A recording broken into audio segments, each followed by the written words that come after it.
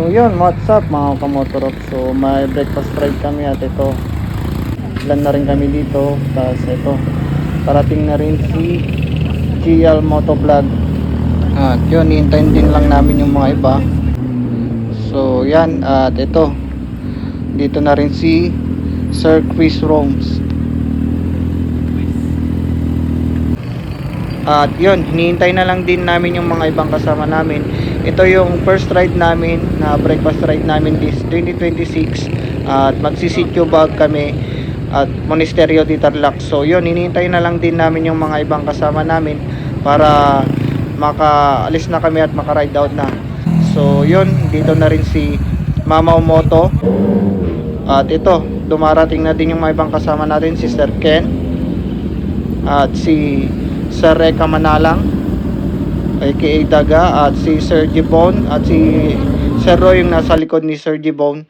So yun, at ito, kompleto na kami, alis na kami ngayon at magra-ride out na kami. So yun, ride safe sa amin.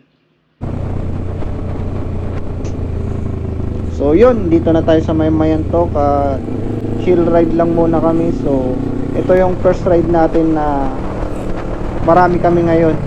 At i-enjoyin namin rides na to kasi sobrang dami namin at bihirang makompleto yung grupo namin na M-Ride Tambike. So susulitin natin yung pagra-rides natin ngayon. At yun, sigurado marami pang rides na mangyayari ito, kaya sulitin lang natin ang bawat pupuntahan natin, lalo na yung makikita nating view, yung nature natin. So yun naman talagang purpose namin pag nagra-rides kami, yung mapasyalan yung mga magagandang view, yung mga sumisikat na tourist spot.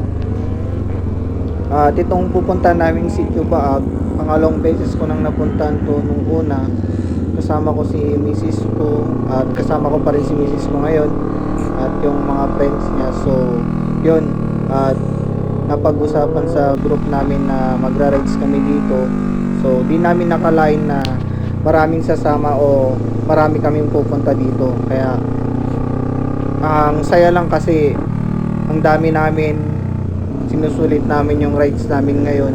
At syempre marami pang darating na rides at sana maging kompleto pa rin kami. So yun, i-enjoyin namin yung pagpunta namin dito sa may Sitio Baag. Enjoyin natin yung makikita nating mga view, yung mga bundok at yung nature natin. So yun, at andito kami sa may Monasterio de Tarlac na, at hihintayin lang din namin yung mga kasama namin na nahuli pa. At sarado pa dito sa may Monasterio de Tarlac, pero ang unahin namin talaga sa may Sitio Baag, saka kami babalik dito. Tapos diretso uwi na.